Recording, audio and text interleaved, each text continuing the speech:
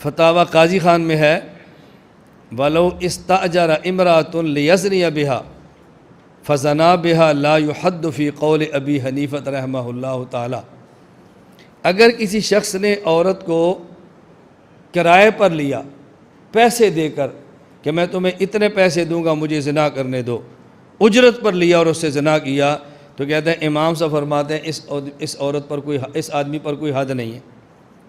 یہ قرآن کے اندر اللہ تعالیٰ نے علماء سو کو کتے کی مثال سے بیان کیا ہے سورۃ الاعراف کے اندر۔ بلکہ ابھی تو میں نے کہا کہ جو لوگ آپ کو تنگ کرتے ہیں نا اس کے اوپر ہاتھ اوپر باندھنے کے اوپر، حنفیوں کو بڑی تکلیف ہوتی ہے نا، ان کو کہیں گے یار جو آپ کے چچا زاد شافعی ہیں وہ تو ادھر باندھتے ہیں، اور جو آپ کے ستیلے اہل حدیث ہیں وہ ادھر باندھتے ہیں، آپ ناف سے نیچے باندھتے ہیں، تو میں جھگڑے ختم کرتا ہوں، میں باندھتا ہی نہیں، میں کھول کے پڑھوں گا، ٹھیک ہے نا؟ پھر تو اٹھی منتا مارن گے یار باندھ لو جتنے مرضی باندھ لے۔ جس طرح یہ لوگ پہلے کہتے تھے جراب پہ مسا نہیں ہوتا، ہم نے کہا خالی پاؤں پہ بھی ہو جاتا ہے، ان کہتے ہیں یار نہیں خالی پیر تے نہ کرو جراب تے کر لو، ٹھیک ہے نا؟ جدو وڈا تفا پہندا ہے نا تو پھر وہ چھوٹے ہوتے صبر کرنا آسان، مشکلیں پڑی اتنی کہ آسان ہو گئی، پھر وہ آسان ہو جاتی ہیں۔ امام ابو حنیفہ رحمہ اللہ المتوفی 150 ہجری، انہوں نے چیف جسٹس کا عہدہ قبول نہیں کیا تھا، خلیفہ منصور نے آفر کی تھی، ہارون رشید کا جو باپ تھا، کہ تم یہ عہدہ قبول کر لو۔ انہوں نے کہا اگر میں نے یہ چیف جسٹس کا عہدہ قبول کر لیا تو مجھے تیری مرضی کے فتوے دینے پڑیں گے۔ تو اس نے امام حنیفہ رحمہ اللہ کی محبت میں ان کو جیل میں قید کروا دیا۔ دیکھیں یہ کیسی محبت ہے کہ جی تسی یہ چیف جسٹس کا عہدہ قبول کرو، اور حتیٰ کہ جب وہ بالکل نہ مانے تو ان کی محبت میں ان کو زہر دے کر شہید کر دیا۔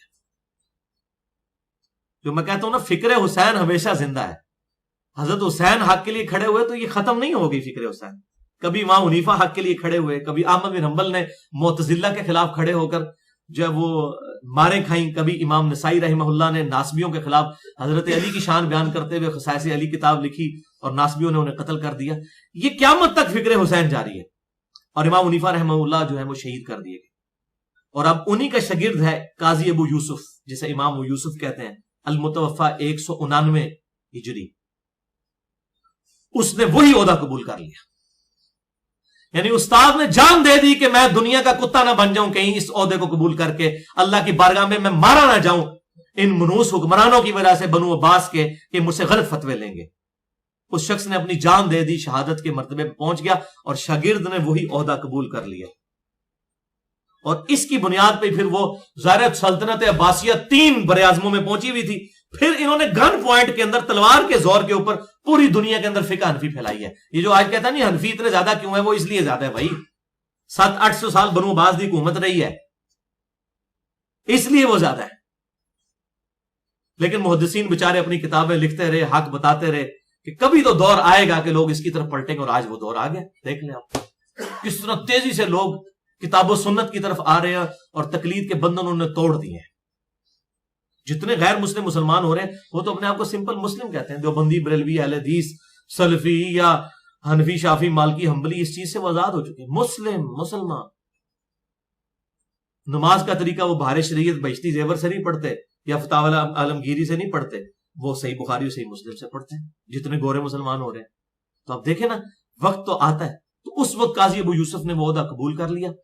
پھر جب عہدہ قبول کیا تو پھر آپ کو اس کی قیمت بھی تو ادا کرنی پڑے گی۔ تو یہ قاضی ابو یوسف نے پہلی دفعہ یہ فتویٰ دیا تھا کہ گن پوائنٹ کے اوپر، تلوار کی نوک کے اوپر اگر کوئی اپنی بیوی کو طلاق دلوا دے، کوئی بندہ کسی کی بیوی کو، تو طلاق واقع ہو جائے گی۔ اور قرآن کیا کہہ رہا ہے سورۃ النحل آیت نمبر 106 کہ کوئی کلمہ کفر بھی بول دینا جان بچانے کے لیے تو وہ کافر نہیں ہوگا۔ تو عقل تو کام کرتی ہے، یہ دونوں کا کوئی کمپیریزن بنتا ہے۔ اس کے خلاف پھر امام مالک رحمہ اللہ فکر حسین کے ساتھ کھڑے ہوئے، المتوفی 179 ہجری، قاضی ابو یوسف کے خلاف کھڑے ہوئے۔ یہ کہتے ہیں نہیں اماموں کو نہیں مانتے، اماموں کے سب سے بڑے دشمن تو آپ لوگ ہو۔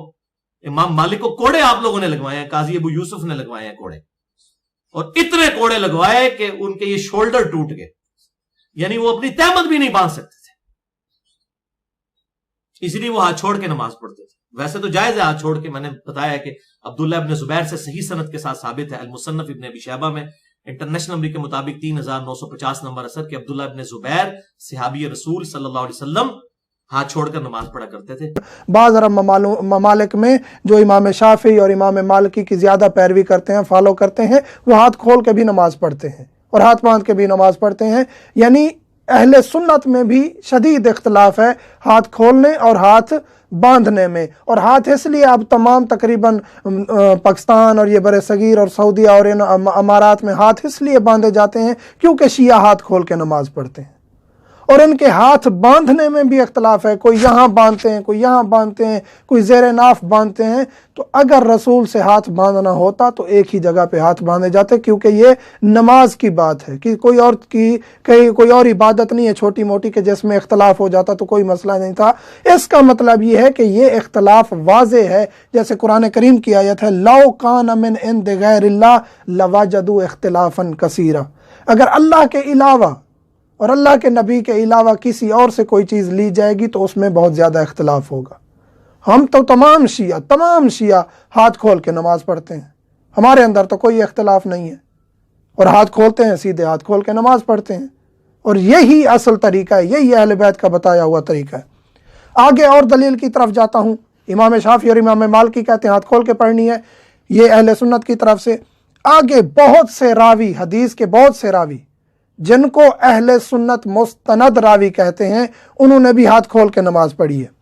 میں اس ممبر سے اطمینان کے ساتھ اور سکون کے ساتھ اور پیار کے ساتھ اور محبت کے ساتھ ایک جملہ کہہ رہا ہوں، کوئی اپنی کتاب سے ثابت کر دے نبی نے ہاتھ باندھ کے نماز پڑھی ہے۔ کوئی لڑائی جھگڑے کی بات نہیں ہے،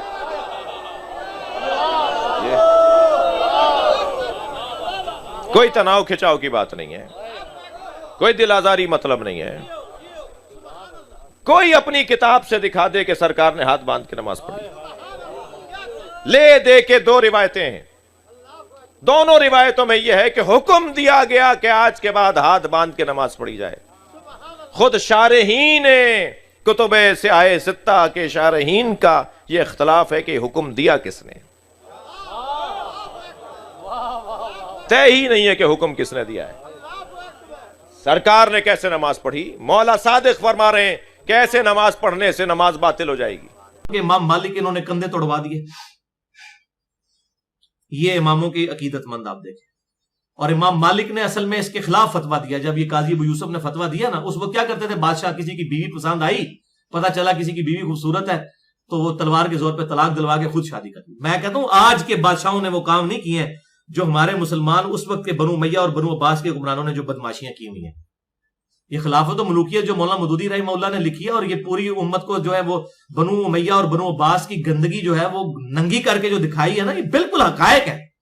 ایک پورا چیپٹر ہے کہ اگر کوئی باپ اپنے بچے کو قتل کر دیتا ہے اس کانٹیکسٹ میں۔ تینوں روایتیں امام ترمذی نے ایمانداری کے ساتھ لکھی، ہر روایت کے اوپر جرح کی انہوں نے کہ یہ اس وجہ سے ضعیف ہے، یہ اس وجہ سے ضعیف ہے، یہ اس وجہ سے ضعیف ہے۔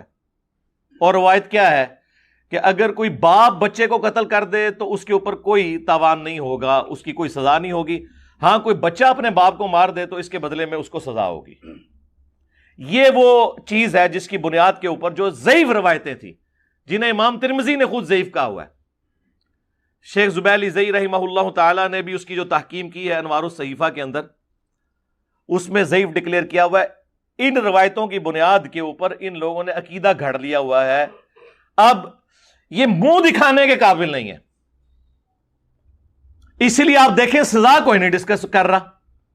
جنرل ہو سکتا ہے کوئی کہہ دے جی اس کو سزا دیں، بتاؤ نا کون سی سزا ہے۔ ویسے تو کہتے ہو جی انجینئر سے مسئلے نہیں پوچھنے، علماء سے پوچھیں۔ ماموں پارٹی دسو نا، وڈے کسی ماموں کو پوچھ کے دس دو، چھوٹے ماموں نے نہیں بتاتے، بتا ہی نہیں سکتے۔ وہ یہی بتائیں گے کہ اس باپ کو معاف کر دیا جائے، کیونکہ وہ اولاد اس کی تھی، اس کے جسم کا حصہ تھا، لہٰذا وہ اگر کوئی اپنے حصے کے ساتھ یہ سب کچھ کر دے تو اس کے اوپر کوئی تاوان نہیں۔ ہاں اگر اولاد قتل کر دے اپنے باپ کو تو اس کے اوپر پھر اسے قتل کیا جائے گا اس کے بدلے میں۔ یہ جناب وجہ ہے ان کی خاموشی کی۔ یہ ہے جناب وہ جو کہتے ہیں یہ ہمارا فخر ہے جی 3 بر اعظموں میں ہماری فقہ پھیلی بھی تھی۔ اور میں نے یہ آپ کو ایک مسئلہ بتایا، دوسرا بھی سن لیں۔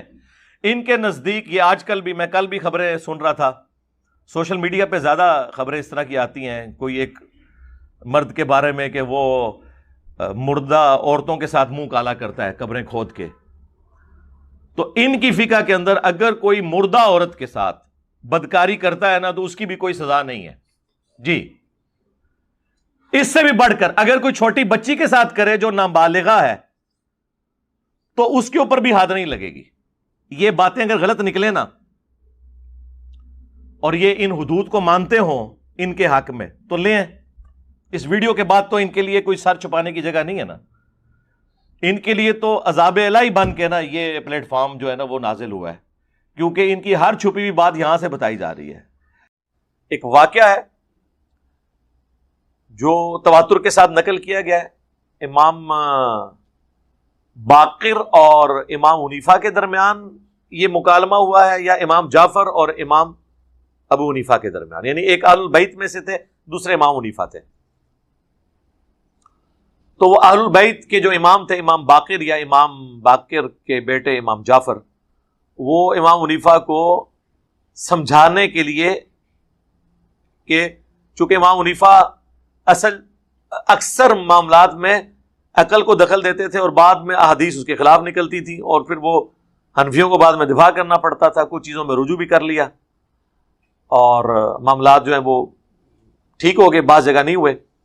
پری میچور فقہ جو بن گئی, اور یہ میں اپنی طرف سے بات نہیں کر رہا, یہ شاہ ولی اللہ دہلوی نے حجت اللہ البالغہ میں باقاعدہ بحث کی ہے کہ فقہ حنفی میں غلطیاں کیوں زیادہ ہیں. اس لیے کہ احادیث کے مرتب ہونے سے پہلے ہی انہوں نے جو مسائل احادیث میں آئے تھے وہ ان تک نہیں پہنچے تھے, تو انہوں نے خود سے ہی مسائل کے بارے میں ایک عقلی رائے قائم کر لی اور بعد میں وہ خلاف نکل آئے. اس کی ریمیڈی آ کے امام شافعی نے کی. اس لیے آپ کو فقہ شافعیہ صحیح الاسناد احادیث کے سب سے قریب ملے گی, کیونکہ وہ احادیث کی بنیاد پہ ہے. دوسرا, امام حنیفہ تابعین کے اقوال کو حجت مانتے تھے اور بعد میں احادیث اس کے خلاف نکلی. موقوف اور مرفوع احادیث تابعین کے اقوال حجت ہیں, جبکہ وہ موقوف یا مرفوع احادیث کے خلاف نہ ہو. بل یہ ایک ٹیکنیکل بحث ہے, میں نے اس پہ الگ سے کئی معاملات, اس کے اوپر میری ویڈیوز مسئلہ 197 ریکارڈڈ ہے. بل اس واقعے میں آتا ہے کہ امام جو اہل البیت کے امام ہیں, امام باقر یا امام جعفر جو ہیں, وہ امام حنیفہ سے کہتے ہیں کہ بتاؤ کہ نماز افضل ہے یا روزہ؟ تو کہتے ہیں نماز, اس میں تو کوئی دوسری رائے نہیں ہے. بخاری مسلم کی حدیث ہے کہ اللہ کو سب سے محبوب عمل بننے کا وقت میں نماز قائم کرنا ہے, اور نماز ہی کفر اور اسلام میں فرق ہے. صحیح مسلم کی حدیث کے تحت روزے کی تو بہت بعد کی ویلیو ہے, اگرچہ وہ بھی اسلام کی بنیاد ہے, لیکن نماز کے مقابلے میں تو کچھ نہیں ہے. تو انہوں نے کہا کہ پھر یہ بتاؤ مجھے کہ حالت حیض میں جو عورتوں کے روزے چھوٹ جاتے ہیں ان کی قضا کا حکم تو اللہ نے دیا ہے, نمازوں کی قضا کا حکم کوئی نہیں ہے. اگر عقل پہ فیصلہ ہوتا نا تو وہ جو 6-7 دن عورتیں نماز چھوڑتی ہیں ان کی قضا ہوتی, اور روزہ جو ہلکی عبادت ہے نماز کے مقابلے میں, اس میں ریلیکسیشن مل جاتی. لیکن صحیح مسلم میں حدیث ہے, اما عائشہ کہتی ہیں کہ نبی صلی اللہ علیہ وآلہ وسلم ہمیں حالت حیض میں چھوڑے ہوئے روزوں کی قضا کا حکم دیتے تھے اور نمازوں کی قضا کا حکم نہیں دیتے تھے. نمازیں معاف ہیں عورت کو ان 7 دنوں کے لیے پیریڈز میں. یہ بڑی عقلی بات ہے. اگر عقل پہ ہوتا نا تو نماز کی قضا ہوتی اور روزے کی نہ ہوتی. پھر دوسری انہوں نے کہا کہ بتاؤ پیشاب زیادہ نجس ہے یا منی؟ تو امام حنیفہ نے کہا پیشاب. ظاہر ہے پیشاب ہی زیادہ نجس ہے. منی تو انسانیت کی نسل آگے چلنے کا ذریعہ ہے, انبیاء کرام کی پیدائش کا ذریعہ ہے, پیشاب تو زیادہ نجس ہے. تو انہوں نے کہا اگر عقل پہ ہوتا نا, منی کے نکلنے سے غسل فرض ہوتا ہے لیکن پیشاب کے نکلنے سے غسل فرض نہیں ہوتا, صرف استنجا کر کے آپ فارغ ہو جاتے ہیں. عقل پہ دیکھا جائے تو اگر منی کے نکلنے سے غسل فرض ہو رہا ہے تو پیشاب کے نکلنے سے بدرجے اولا ہونا چاہیے, کیونکہ وہ زیادہ نجس چیز ہے جو جسم سے نکلی ہے. یہ جب انہوں نے باتیں کی تو انہوں نے کہا بیٹا میں اصل میں تمہیں یہ بتانا چاہ رہا ہوں کہ دین عقل کے مطابق اس وقت ہوگا جب عقل جو ہے وہ وحی کی تائید کرے, ادروائز جو وحی کی جو چیزیں ہیں ان کو منوان اسی طریقے سے ایکسپٹ کرنا ہوگا. یہ واقعہ ایک بہت بڑی دلیل ہے اس اعتبار سے کہ جو اکثر کہتے ہیں لاجک کی ہے. لاجک کے ہم خلاف نہیں ہیں، لیکن آپ لاجک ایک خاص حد تک ہی معاملات میں لاجک دے سکتے ہیں نا، اور جتنے لوگوں نے لاجکس دی ہیں وہ بھی ان کی ذاتی لاجکس ہیں، ہم اس میں کو کاؤنٹر بھی نیریٹو کھڑا کر سکتے ہیں. لہٰذا شریعت کے حکم میں بس وہی حکم ہے، لا یسأل عما یفعل وہم یسألون. اللہ کو کوئی نہیں پوچھ سکتا اس نے یہ کام کیوں کیا، اور وہ ہر ایک کو پوچھے گا کہ اس نے یہ کام کیوں کیا. کل کو کوئی کہے گا یار دیکھو اچھا میں اس میں اب ایڈ کرتا ہوں، کیا اللہ اپنے نبیوں کا محتاج ہے؟ تو پھر بہتر آپشن تو یہ تھا کہ نبیوں کے بغیر اللہ اپنا تعارف کرواتا. وسیلے غیر اللہ کی استمداد کے مسئلے ہی حل ہو جاتے نا. لیکن اللہ تعالیٰ نے جب اپنے لیے چوز کیا کہ میں اپنی مخلوق میں سے انبیاء کو چن کے انہیں اپنے تعارف کا ذریعہ بناؤں گا، اب اللہ تعالیٰ کی رضا پہ ہی آپ نے راضی رہنا ہے. اب اگر کوئی شخص انبیاء کو نکال کے ڈائریکٹ اللہ تک پہنچنے کی کوشش کرے گا، وہ پھر شیطانی توحید پہ پہنچے گا، رحمانی توحید پہ نہیں پہنچے گا. شاہ ولی اللہ دہلوی نے حجت اللہ البالغہ میں لکھا ہے کہ بخاری اور مسلم کی تمام متصل الاسناد احادیث قطعی الصحت ہیں اور امت کا اجماع ہے. ایٹ لیسٹ اہل سنت کے ہاں تو اجماع پایا جاتا ہے. اور ان سے دشمنی کرنے والا، نفرت کرنے والا بدعتی ہے، یعنی خود حنفیوں کو. ظاہر ہے دشمنی کون کرتے ہیں، نفرت کون کرتے ہیں؟ یہی وہ کہتے ہیں نہیں ہم تو انہیں قرآن کے بعد افضل مانتے ہیں. بس خالی ماننا ہی ہے، جس طرح مسلمان اخبار کی طرح قرآن پڑھتا ہے پڑھنا ہی ہے. توحید اپنی قرآن والی نہیں کرنی. تم نے نماز رفع الیدین سے نہیں شروع کرنی. اگر قرآن کے بعد افضل کتابیں ہیں تو اس کے مطابق آپ نے نماز نہیں پڑھنی. تو آپ فرق دیکھ لیں شاہ ولی اللہ دہلوی کیا لکھ کے گئے ہیں. اہل حدیث کے علاوہ میں نے تو نہیں دیکھا کوئی جنازہ صحیح جنازے کے طریقے سے پڑھ رہا ہو اور جس میں واقعی دعا ہو رہی ہو. بغرول عادت سورہ فاتحہ نہیں پڑھتے سر، کہتے جائز ہے لیکن بہتر ہے کہ ثنا پڑھی جائے. سر جائز نہیں ہے، صحیح بخاری میں ہے کہ سورہ فاتحہ پڑھنا جنازے کی نماز میں سنت ہے. صحیح جائز نہیں ہے، سنت ہے. جائز بھی پتہ انہوں نے کیا کہا، انہوں نے کہا جائز ہے اگر ثنا کی نیت سے پڑھیں، فاتحہ کی نیت سے پڑھیں گے تو ناجائز ہے. اچھا ہاں وہ کہتے ہیں جیسے سبحانک اللہ ثنا ہے نا، تو سورہ فاتحہ بھی اللہ کی ثنا ہے.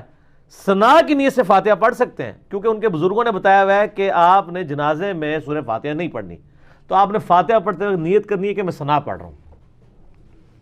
کتنی مشکلات، کتنی خدمات ہیں. دیکھیں بزرگوں نے اتنا مشکل مسئلہ آپ کو پتہ چلنا تھا کہیں سے، اور مشکل کر دیا. ہاں اور مشکل کر دیا، اور اس کے بعد ہم نے وہ بتا بھی دیا. جی بالکل. اگلی بات بھی میں آپ کو بتاؤں، حنفیوں کے ہاں تو یہ ہے کہ کوئی تیسری رکعت کے اندر درود شریف پڑھ لے تو سجدہ صاحب واجب ہو جائے گا. اچھا ہاں وہ میرا ایک کلپ ہے بڑا مؤدبانہ سا، فقہ حنفی کی انجینئرنگ، اس میں بھی میں نے یہ بتایا ہوا ہے. وہ کہتے ہیں کہ اگر کوئی شخص بھول کے تیسری رکعت میں پڑھ لے اللہم صلی علی محمد وعلی آل محمد، تو وہ کہتے ہیں بس اللہم صلی تک تو پڑھ سکتا ہے. علا پڑھ دیا نا تو 3 لفظ ہو گئے تو قیام میں لیٹ ہو گیا، تو اب اس پہ سجدہ صاحب واجب ہو جائے گا، سجدہ صاحب کرے گا وہ.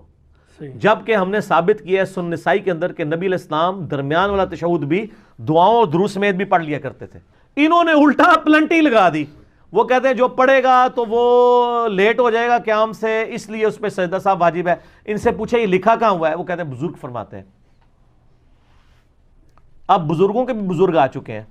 اور میری ایک ویڈیو کے نیچے لکھا ہوا تھا، ایک بندے نے کمنٹ لکھے تھے بزرگوں کے ابا جی. ظاہر ہے جی ابا ہی ہونا ہے کنو پکڑ کے ڈانٹ دا کی کرتا رہا تو ابا جی اس طرح ہی ڈانٹتے ہوتے ہیں. جی بالکل ٹھیک ہے نا. تو ہمارے ابا جی تو ابھی تک ہمیں ڈانٹ لیتے ہیں. تو بزرگوں کے ابو جان جب مارکیٹ میں آئے نا تو انہوں نے بتایا کہ بزرگوں نے تو آپ کو بہت بڑی کہانی کروائی ہے نا. یہ غلط بات کی انہوں نے. پھر اس کہانی کو جسٹیفائی کرنے کے لیے ایک خواب گھڑا جو فقہ حنفی کی ساری کتابوں میں بار شریعت کے اندر بھی لکھا ہوا ہے کہ جی ایک دفعہ حضرت امام حنیفہ رحمہ اللہ تعالیٰ کو خواب میں نبی علیہ السلام کی زیارت ہوئی اور انہوں نے کہا کہ ابو حنیفہ تو درود پڑھنے والے پہ سجدہ صاحب بتاتا ہے. تو امام حنیفہ نے فرمایا یا رسول اللہ میں نے درود پڑھنے والے پہ نہیں سجدہ صاحب بتایا بلکہ اس پہ بتایا جو غافل ہو کر درود پڑھے. سبحان اللہ. پہلے سے یہ کہتے سا کہ کیا جواب دیتا ہے حضور نو. او یہ جواب تو منو نہیں تسی دے سکتے. نبی علیہ السلام جیسا جینیس بندہ کہانی کرائی جے. اگلا سوال یہ بنتا تھا، سیدھا سا سوال ہے کہ یہ تو غافل ہو کے پڑھ رہا ہے تو اس پہ سجدہ صاحب ہے، اور اگر کوئی جان بوجھ کے پڑھے تیسری رکعت میں تو اس کو ثواب ہونا چاہیے. اس کو تو کہتے ہیں نماز ہی نہیں ہوتی. کیوں؟ کیونکہ فقہ حنفی کا بنیادی مسئلہ ہے کہ جو چیزیں سیدہ صاحب کو واجب کراتی ہیں وہ چیزیں جان بوجھ کے کرنا مکروہ تحریمی اور نماز واجب الیاد ہے. کیوں نہیں مفتی صاحب؟ یہ دیوبند کے مفتی بیٹھے ہوئے ہیں اور ماشاءاللہ ایک سینئر ہے. شکل آپ کی اس میں نہیں آئے گی کیمرے میں, بس آپ میری طرف دیکھیں, بے فکر ہے. آپ نے پردہ کیا ہوا ہے مجھے پتا ہے, آپ پردے میں ہی رہیں. کیا یہ فقہ حنفی کا مسئلہ ہے کہ نہیں؟ آپ کھول کے دیکھ لیں, یعنی آپ باری شریف میں کھول کے دیکھ لیں. اس کا مطلب ہے کہ نبی علیہ السلام اگر کاؤنٹر کوشچن کرتے ہیں کہ امام حنیفہ یہ بتائیے, آپ انہوں تو امام حنیفہ نہیں کہنا تھا, ابو حنیفہ یہ بتاؤ کہ اگر کوئی درود پڑھ لے جان بوجھ کے پڑھے تو کیا امام حنیفہ کی جرت تھی؟ وہ کہتے ہیں یا رسول اللہ دی نماز ہی نہیں سی ہونی. تو یہ انجینئرنگ پھر ہم نے کی ہے. اس کا میرا پھر ایک کلپ بنا ہوا ہے, فقہ حنفی کی انجینئرنگ. یہ انجینئرنگ ہوتی ہے کہ سر پھر ہم اس کو انالیسس کریں گے, یہ کہانی پکڑی جائے گی, یہ کہانی تھی. تو وہ تو کہیں گے پھر تو آپ نے جو نبی علیہ السلام کے سامنے جو بہانہ کیا ہے, جو جھوٹا خواب گڑھا ہے, امام حنیفہ کا قصور نہیں ہے, وہ تو فیل ہو گیا نا. اگلا ایسا پتہ چل جاتا تو کام ہی ہو جاتا, تو وہ نہیں کیا. تو یہ جعلی باتیں. درود شریف صحابہ کرام پڑھتے تھے, یہ ایک آپشن ہے, یہ کوئی ایسا مسئلہ نہیں کہ اس کے اوپر. پھر وہ کہتے ہیں وہ اس لیے کہ اس نے قیام کو لیٹ کر دیا. تو جب نبی علیہ السلام خود درود شریف پڑھنے کے قائل ہے تو قیام کہاں سے لیٹ ہوا ہے؟ اور قیام لیٹ کیا, وہ لوڈو کھیل رہے ہیں وہاں بیٹھ کے, وہ اللہ کا ایک ذکر ہی کر رہے ہیں نا. یہ لیٹ ہو گیا اور فلانا, وہ آپ کو پتا ہے ایک تعدیل ارکان بھی ہے اور ایک تعجیل ارکان بھی ہے. تعدیل ارکان تو تسی سنے ہونا ہے کہ ہر رکن پورا پورا ادا ہو, یعنی قومے میں سیدھا کھڑا ہو کے اب ہر جگہ اپنی جگہ پہ ہڈی آئے پھر آگے جائیں اعتدال کے ساتھ. ایک تعجیل ارکان بھی ہے, وہ یہ کہتے ہیں اجلت کرنی ہے آپ نے. اگر آپ سورہ فاتحہ پڑھنے کے بعد یا سورت ملانے کے بعد اتنی دیر خاموشی سے کھڑے رہے, اچھا, کہ جتنے میں 3 بار سبحان اللہ ہو تو سجدہ صاحب واجب ہو گیا, آپ نے تعجیل ارکان نہیں کی. یہ تعجیل ارکان نے بیڑا غرق ان کا پھر یہ کیا کہ ان کے مقتدی جو ہے نا سمی اللہ لمن حمیدہ کہہ کے نا بس ایسے برکت کے لیے کھڑے ہو کے ساتھ ہی تعجیل ارکان کر دیتے ہیں. اب یہ پیٹ رہے ہیں کہ یار کم از کم کھڑے تو ہو تھوڑی دیر, لیکن وہ سر تعجیل ارکان ہو رہی ہے. یہ خود سے کہانی بنائی ہوئی ہے. ہم نے تو ابو داؤد سے ثابت کیا کہ نبی علیہ السلام رکوع میں جانے سے پہلے ایک لمبا سکتہ کرتے تھے, اور جز القراء میں امام بخاری لے کے حضرت ابو ہریرہ کہتے ہیں اس سکتے میں تم سورہ فاتحہ پڑھو. پوری سورہ فاتحہ پڑھی جاتی ہے. یہ تو کہتے ہیں یہ تو نبی علیہ السلام پہ سجدہ صاحب واجب کروایا ہوا ہے انہوں نے. چاروں اماموں اور چاروں فقہ میں سے امام حنیفہ ان کی فقہ ہی غلط کیوں ہے؟ مصنف ابن ابی شیبہ پر ان پر رد کیوں ہوا ہے؟ ہاں, مصنف ابن ابی شیبہ کا آخری چیپٹر ہے کتاب الرد علی ابی حنیفہ, اور اس میں بڑے سخت الفاظ ہیں. اس میں امام ابن ابی شیبہ جو امام بخاری کے استاد ہیں, 235 ہجری میں فوت ہوئے, یہ امام بخاری کے بھی استاد ہیں اور امام مسلم کے بھی.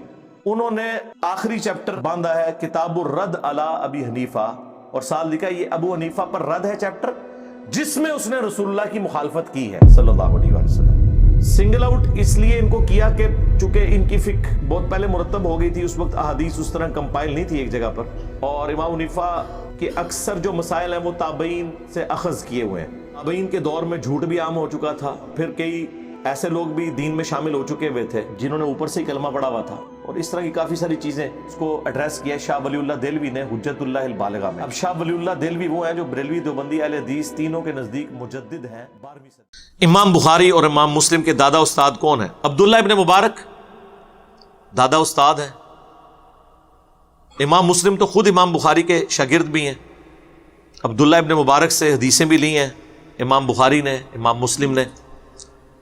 اور عبداللہ ابن مبارک کا ہی قول ہے صحیح سند کے ساتھ جامعہ ترمذی میں 256 نمبر حدیث کے کانٹیکسٹ میں کہ جو رفع الیدین کرتا ہے اس کی حدیث ثابت ہے ابن عمر والی, اور جو رفع الیدین نہیں کرتا اس کی ابن مسعود والی حدیث ثابت نہیں ہے. عبداللہ ابن مبارک 181 ہجری میں فوت ہوئے اور امام بخاری 194 میں پیدا ہوئے. یہ ان کے دادا استاد ہیں. عبداللہ ابن مبارک شاگرد ہیں امام حنیفہ رحمہ اللہ کے, شاگرد ان کے ہیں, لیکن رفع الیدین کے مسئلے میں وہ اپنے استاد کے ساتھ نہیں ہیں. بلکہ امام بخاری نے جز رفع الیدین میں ایک مناظرہ نقل کیا ہے عبداللہ ابن مبارک کا اپنے استاد امام حنیفہ کے ساتھ. جب امام حنیفہ نے سنت کا مذاق اڑاتے ہوئے یہ کہہ دیا سلام پھیرنے کے بعد کہ عبداللہ ابن مبارک سے کہ مجھے لگا تم نماز میں اڑنے لگے ہو جو تم بار بار یوں کرتے ہو. جب کوئی شخص سنت کا اس طرح مذاق اڑائے تو اس کا جواب بھی پھر پھکی سے دیا جاتا ہے. تو وہ پھکی عبداللہ ابن مبارک نے دی اور کہا کہ امام صاحب, استاد جی رکو ذرا, صبر کرو. اگر آپ پہلا رفع الیدین کرتے وقت نہیں اڑے تو میں دوسرے اور تیسرے اور چوتھے کے اوپر کیوں اٹھ جانا تھا میں نے؟ اس پہ امام حنیفہ خاموش ہو گئے. میں یہ نہیں کہتا کہ ان کی بولتی بند ہو گئی پھر کہیں گے توہین کر دی، لیکن اس کے بعد جو امام بخاری نے کلاس لی ہے نا، اور انہوں نے جو جملے لکھے ہیں وہ اتنے سخت ہیں کہ جو لوگ سنت کے ساتھ یہ کریں ان کا حشر یہی کرنا چاہیے. اور پھر بڑی سخت الفاظ انہوں نے یوز کیے عبداللہ ابن مبارک کے حق میں امام حنیفہ کے خلاف، اور ظاہر ہے وہ سارے الفاظ سنت کی محبت میں تھے. یقین کریں یہ وہ ساری باتیں جو میں نے ڈسپلے کرائی ہیں، آپ کو میری گرفت کوئی نظر ہی نہیں آئے گی جو یہ بڑے بڑے امام نبی علیہ السلام کی محبت میں اپنے سے بڑوں کے اوپر کرتے تھے. یعنی گھوڑوں کی دموں والی حدیث جب حنفیوں نے پیش کی تو جز رفع الیدین میں امام بخاری نے لکھا کہ جو لوگ گھوڑوں کی دموں والی حدیث رفع الیدین پہ لگا رہے ہیں، مسلم شریف کی حدیث، وہ تو سلام پھیرتے ہوئے الفاظ ہیں کہ زانوں پہ ہاتھ رکھو اور یوں نہ کرو، اور دم ہلتی بھی یوں ہے، ایسے ایسے نہیں ہلتی. گھوڑا یوں دم لاتا نہیں، ان کا گھوڑا شاید ایسے ایسے لاتا ہو. تو امام بخاری نے کہا کہ جو یہ حدیث رفع الیدین پہ لگا رہے ہیں انہیں ڈر جانا چاہیے کہ اللہ کا عذاب نہ ان پر آ جائے. اور سورہ النور کی انہوں نے آیت نقل کر دی کہ جو رسول اللہ کی مخالفت کرتے ہیں وہ ڈرتے نہیں کہ اللہ کا عذاب آ جائے ان پر. امام بخاری نے کہا کہ انفیو اللہ سے ڈر جاؤ تم پر اللہ کا عذاب نہ آ جائے کہ تم گھوڑوں کی دموں والی حدیث لگا رہے ہو. ابھی امام بخاری کو تو یہ پتہ ہی نہیں تھا کہ انہوں نے بعد میں وہ بت رکھنے والی بھی لگانی ہے. اس پہ تو امام بخاری نے کوئی اس سے بھی سخت آیت ڈھونڈ کے تو ان کے اوپر لگانی تھی. اب حنفیوں کے گلے کا یہ کانٹا بنی ہوئی ہے، وہ کہتے ہیں نہیں جی وہ جز رفع الیدین تو امام بخاری سے ثابت ہی نہیں ہے. جناب کلمی نسخے موجود ہیں اس کتاب کے پوری اسناد کے ساتھ. مکتبہ ظاہریہ کی، وہ سلطان ظاہر تھے ایک مسلمانوں میں بہت بڑے ایک سلطان گزرے ہیں، انہوں نے اپنی لائبریری بنائی تھی، اسی میں شیخ البانی بھی پڑھتے رہے. نیچے دکان تھی گھڑیاں ٹھیک کرنے کی، ان کے ابو کی چابی ان کے پاس ہوتی تھی. فالتو وقت یہ اوپر بیٹھے رہتے تھے، کرتے کرتے اللہ نے اتنا علم دیا کہ محدثین کے استاد بن گئے. ہے وہ گھڑی ساز تھے، یعنی انجینئر. ہاں کوئی مدرسے سے نہیں تھے پڑھے. پھر بعد میں خیر انہوں نے جو ظاہر عربی ان کی اپنی نیٹو لینگویج تھی، تو محدث اعظم سعودیہ عرب بن گئے وہ البانیہ سے آ کے. اور مفتی اعظم سعودیہ بن باز کہا کرتے تھے کہ اس نیلی چھتری کے نیچے البانی سے بڑا کوئی حدیث کا عالم نہیں ہے. اس دور کا امام بخاری انہیں کہا گیا شیخ البانی کو. جس طرح ہم عجم میں شیخ زبیر صاحب کو کہتے ہیں نا، تو عرب دنیا میں شیخ البانی کو اللہ نے ان سے اتنا بڑا کام لیا. تو وہ مکتبہ ظاہریہ کی باقاعدہ کلمی نسخے والی جز رفع الیدین ہے، جس پہ شیخ زبیر صاحب نے تحکیم لگا کے مکتبہ اسلامیہ سے پرنٹ کی ہے، جو ہماری ویب سائٹ ahlsunnatpak.com پہ اس کا PDF رکھا ہوا ہے. تو وہ ثابت ہے. شروع میں انہوں نے پوری بحث کی ہوئی ہے اس کے اوپر. اور امام بخاری نے کیا کمال، پہلے تو اس کا مقدمہ لکھا ہے کہ یہ ان لوگوں کا رد ہے، یہ اس مجہول شخص کا رد ہے جس نے اجمیوں کی حدیث کی ناواقفیت کی وجہ سے رفع الیدین نہ کرنے کی بدعت ان میں جاری کر دی. میں اس شخص کے خلاف یہ کتاب لکھ رہا ہوں کہ جن بیچاروں کو عربی نہیں آتی تھی، حدیثوں کا پتہ نہیں تھا، ان اجمیوں کو یعنی نان عربز کو، یعنی ہم لوگ اس زمانے میں بھی عربی رفع الیدین کرتے تھے کیونکہ وہاں پہ مکے مدینے سے دین آیا ہوا تھا اور اجمیوں کے پاس دین پہنچا تھا گوالوں کے ذریعے. تو خالص دودھ تو بھینس کے نیچے سے ملتا ہے، ہاں گوالا تو ملاوٹ کر کے دیتا ہے. اسی لیے دیکھیں یہاں لوگ کہہ رہے ہیں منسوخ ہو گیا، اور ادھر امام کعبہ اونچی امین بھی کہہ رہا ہوتا ہے، رفع الیدین بھی کہہ رہا. انہوں نے بھی دسو نا جا کے جنہیں کو چندے کھاندے ہو ریال لے کے کہ چھڑ دو منسوخ ہو گیا. وہ کہیں گے اچھا تانوں خبر پہنچ گئی، سانوں تو اتنے بھی نہیں پہنچی آ رہتا. سرکار ادھر بھی وہی خبر ہے جو ادھر ہے، کیونکہ کتاب سعودیہ کے چینل پہ بھی بخاری مسلم ہی پیش کر رہے ہوتے ہیں، اور ہمارے ٹیبل پہ بھی بخاری مسلم ہے، اور تمہارے مدرسوں پہ بھی بخاری مسلم ہے. تم عمل نہیں کر رہے، یہ تمہاری دو نمبری ہے. کتابیں تو اپنی جگہ موجود ہیں، چاہے عجم کا مسلمان ہو چاہے عرب کا. تو وہ شیخ زبیر صاحب کی پوری تحکیم کے ساتھ وہ موجود ہے. اس کے سٹارٹ میں آپ دیکھیں کتنے سخت الفاظ ہیں امام بخاری کے، یہ اس مجہول شخص کا رد ہے. اب وہ شخص کون ہے؟ بعض کہتے ہیں یہ امام حنیفہ کے اوپر انہوں نے اتنے سخت جملے بولے ہیں، بعض کہتے ہیں ابراہیم نخعی کے اوپر بولے ہیں.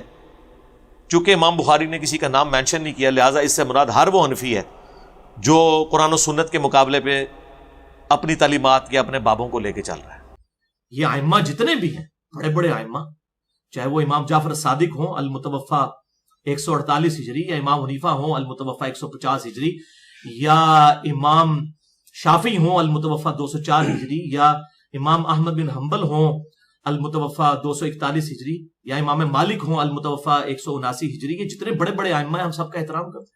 امام بخاری ہوں المتوفا 256 ہجری، امام مسلم المتوفا 261 ہجری، یہ بڑے بڑے ائمہ، ہم ان کا احترام کرتے ہیں، لیکن ان کے ناموں پہ کوئی فرقے بنائے گا تو وہ اماموں کے ساتھ ظلم کر رہا ہے۔ یہ امام قیامت دن کو جوتیاں مروائیں گے ساتھ ہو کہ تم نے ہمارے ناموں پہ فرقے بنا دیے، ہم نے کب یہ کہا تھا کہ ہمارے ناموں کے اوپر فرقے کھڑے کیے جائیں؟ اور پھر امام اعظم دیکھیں جی، اب ہم یہ کہتے ہیں خدا کے لیے، ہم تو کہتے ہیں امام اعظم نبی صلی اللہ علیہ وسلم، امام کائنات، سید الاولین والآخرین، شفیع المذنبین، رحمت للعالمین، سیدنا و مولانا امام اعظم محمد رسول اللہ صلی اللہ علیہ وسلم، کہتے ہیں نہیں وہ اپنے وقت کے اماموں میں امام اعظم تھے۔ اچھا صحابی اعظم کوئی بھی نہیں ہے، اس وقت صحابی اعظم کوئی نہیں ہے۔ اچھا اپنے وقت کے اماموں میں تھے، تو میں کہتا ہوں کہ امام اعظم کے استاد کون ہے؟ امام جعفر الصادق، ان کو کیوں نہیں امام اعظم کہتے؟ اے پھکی لے لو میرے کو، اگر تسی ان پھر وہ کرائٹیریا بنایا نا کہ اپنے وقت میں بڑے ائمہ، اس وقت کے اماموں میں سب سے بڑے امام تھے، تو ان کے جو اپنے استاد ہیں امام جعفر الصادق المتوفا 148 ہجری، جو امام حنیفہ سے 2 سال پہلے فوت ہوئے ہیں، ان کو امام اعظم کیوں نہیں کہتے؟ ان کو کہیں، وہ تو اہل بیت میں سے ہیں، حضرت حسین کے پڑپوتے ہیں، امام جعفر الصادق بن محمد باقر بن علی بن حسین بن علی، ان کو کیوں نہیں امام اعظم کہتے؟ تو یہ بس وہ اپنے بزرگوں کو اپنا بزرگوں کو امام اعظم مانتے ہیں، وہ سارے ہی مانتے ہیں، وہ جس کا جو دل ہوگا، محدث اعظم، مفسر اعظم، مفتی اعظم پاکستان، مفتی اعظم انڈیا، مفتی اعظم بنگلہ دیش، جس کا جو ہے نا اپنے اپنے بابے وہ اعظم اعظم اعظم اعظم ہی کرتا رہتا ہے، ٹھیک ہے؟ تو ہم کہتے ہیں کہ یہ سارے جھگڑے سے، بابوں سے نجات حاصل کریں، امام تک ہی لفظ رکھیں، اور امام اعظم نبی صلی اللہ علیہ وسلم کو کہیں، اماموں کے اوپر امت کی ڈویژن نہ کریں۔ میرے پاس آ جاتے ہیں نا بعض کا وہ پوچھنے کے لیے، آپ کس امام کے ماننے والے ہیں؟ میں کہ جی میں امام حسین دا ماننے والا، چلو نہیں وہ امام حنیفہ، میں کہ جی دسو امام حنیفہ بڑے نہیں امام حسین؟ ٹھوک جاتے ہیں، ٹھوک ہو جاتی ہے، ادھر ہی پھوک نکل جاتی ہے، امام حسین بڑے، تو میں نے کہا وہ امام حسین کے آپ کیوں نہیں مقلد ہوتے ہو؟